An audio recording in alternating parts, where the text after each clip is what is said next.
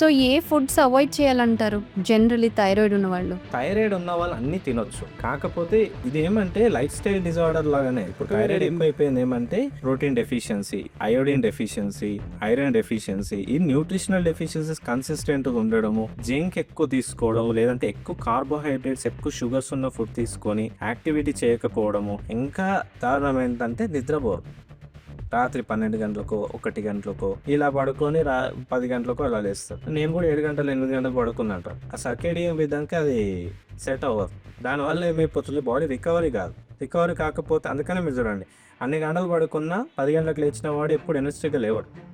కానీ టైంకి పడుకొని టైంకి లేచిన వాడు ఎనర్జెటిక్గా లేస్తారు. బికాస్ ఆ సర్కేడియం రిథమ్ అనేది అలా సెట్ అయి ఉంటుంది అనమాట.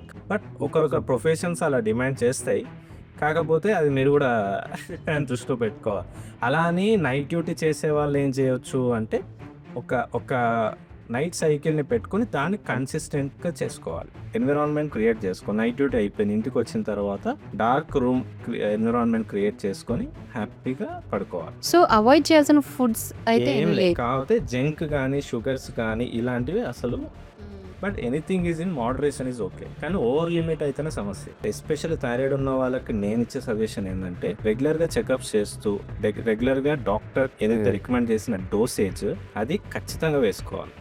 ఖచ్చితంగా వేసుకోకపోతేనే సమస్య వస్తుంది. మళ్ళీ మీరు బంద్ చేసి చేశారనుకోండి, 4-5 నెలల తర్వాత అది మళ్ళీ షూటర్ బై మీకు సిమ్టమ్స్ భయంకరంగా వస్తాయి. అలాంటప్పుడు మళ్ళీ డాక్టర్ దగ్గరికి పోతే ఆ డోసేజ్ సరిపోక ఎక్కువ డోసేజ్ ఇవ్వాల్సి వస్తుంది.